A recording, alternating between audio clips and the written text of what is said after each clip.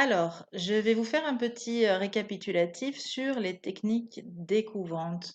Donc, les techniques découvrantes nous permettent d'aller au cœur de la psyché de l'individu et de l'aider à accéder finalement à des choses qui sont cachées pour lui dans l'inconscient, en tout cas qui ne sont pas accessibles à sa conscience en état ordinaire de conscience.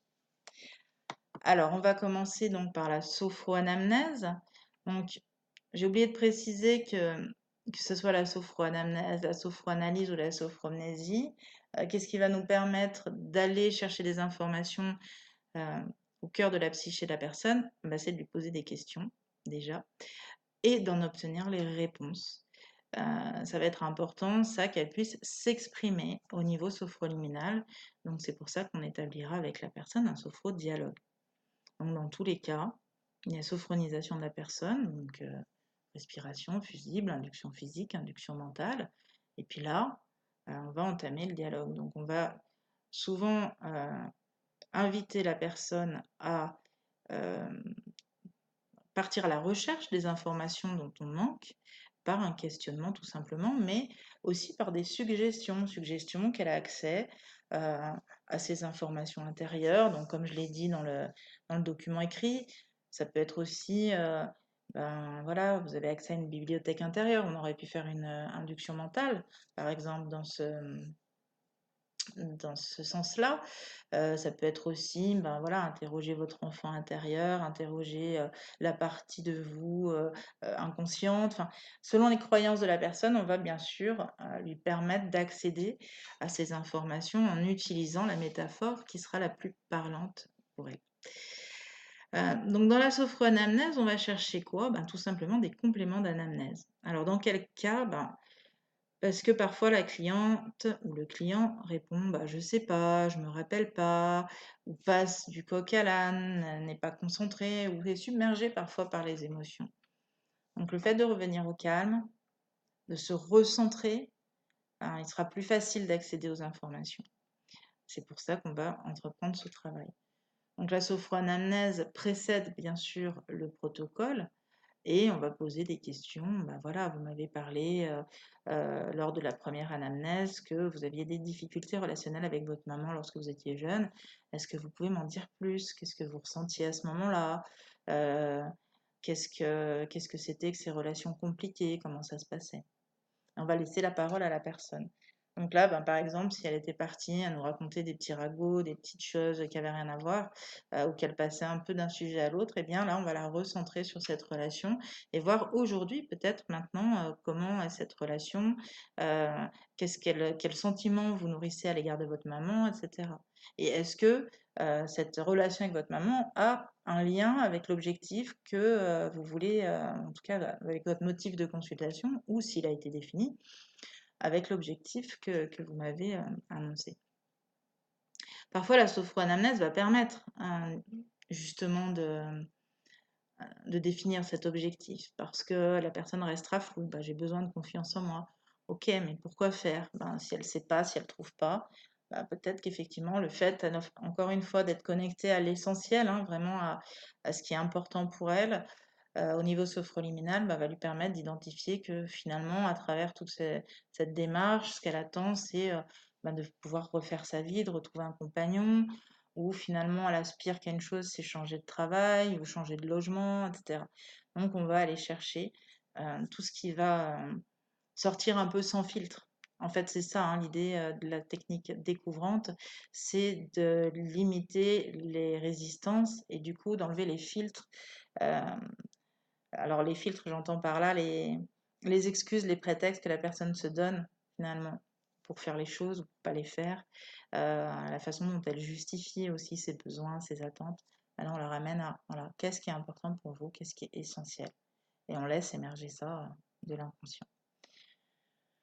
Donc une fois que la sophroanamnèse est terminée, ça veut dire que j'ai un objectif concret, hein, que la personne a pu le déterminer et que j'ai les informations qui m'ont manqué lors de l'anamnèse initiale. Alors ensuite, la sophroanalyse. Donc la sophroanalyse, il est question d'aller chercher plutôt qu'est-ce qui se passe. Alors C'est en cas de blocage. Voilà, vous avancez dans votre protocole, tout va bien, et d'un coup, paf, à la personne, elle se met à résister, à freiner, à oublier les rendez-vous, à plus s'impliquer dans les tâches interséances, etc. Qu'est-ce qui se passe? Parfois, ben, elle n'en sait rien, en fait, tout simplement. Donc là, l'idée, c'est de lui poser, pareil, la question grâce à un sophrodialogue. Qu'est-ce qui se passe? Qu'est-ce que votre objectif représente pour vous? Qu'est-ce que l'atteinte de cet objectif représente pour vous?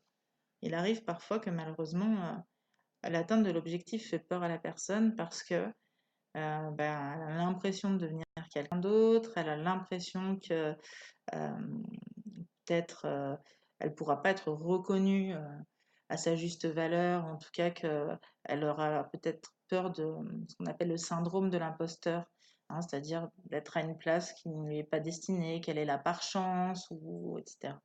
Donc on va pouvoir un peu l'aider à analyser ce qui se passe. Pareil, sur une séance, voire deux maximum, l'idée c'est voilà, qu'elle se concentre sur ce qu'elle vit, sur les difficultés qu'elle rencontre, sur les émotions et les pensées qui se manifestent. Donc l'idée c'est que ça sorte finalement sans filtre, encore une fois. Alors, quant à la sophromnésie, donc la sophromnésie, elle nous permet d'aller chercher plutôt quelque chose dans le passé, c'est-à-dire un souvenir qui, encore une fois, n'est pas accessible au niveau ordinaire de conscience. Donc ça, j'insiste parce que c'est vraiment important. On ne va pas faire du découvrant comme ça pour s'amuser. La plupart des réponses, on les obtient quand même assez facilement dans un état ordinaire de conscience.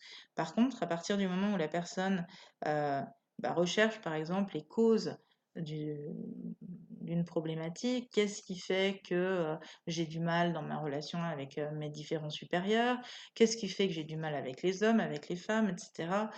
Qu'est-ce qui fait que chaque fois que je suis en passe d'atteindre mon objectif, et ben, je fais quelque chose qui va vraiment m'empêcher de l'atteindre. Donc là, je vais chercher un schéma peut-être, mais en tout cas l'origine de ce schéma. Donc je repars dans le passé. Contrairement à la sophroanalyse qui est plus dans l'ici et maintenant, qu'est-ce qui se passe, qu'est-ce qui est en jeu, etc. Là, la sophromnésie, je vais chercher un élément précis dans le passé, dans les souvenirs de la personne. Sachant que ces souvenirs, comme je l'ai marqué aussi sur la plateforme, ces souvenirs peuvent être transformés, symbolisés. Donc c'est important de prévenir la personne avant et de lui expliquer que ce dont elle va se rappeler n'est pas forcément le reflet réel de la réalité, mais peut être le reflet de la façon dont elle a vécu cette réalité, peut-être à 10 ans, à 5 ans, à 6 ans ou à 20 ans, peu importe, mais voilà, c'est vraiment l'expression de quelque chose qui correspond plus à la façon dont elle l'a vécu qu'à des faits réels. Voilà.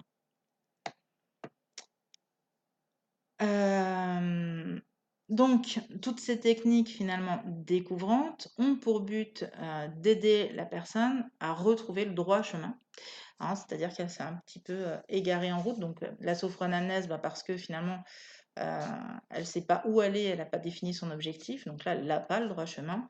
Et puis, la sophroanalyse et la sophromnésie, elles nous permettent finalement de retrouver le chemin quand la personne s'est égarée en cours de prise en charge, ou qu'elle a besoin simplement d'identifier une ressource, d'aller chercher une ressource qu'elle a oubliée, en fait, tout simplement. Donc, voilà.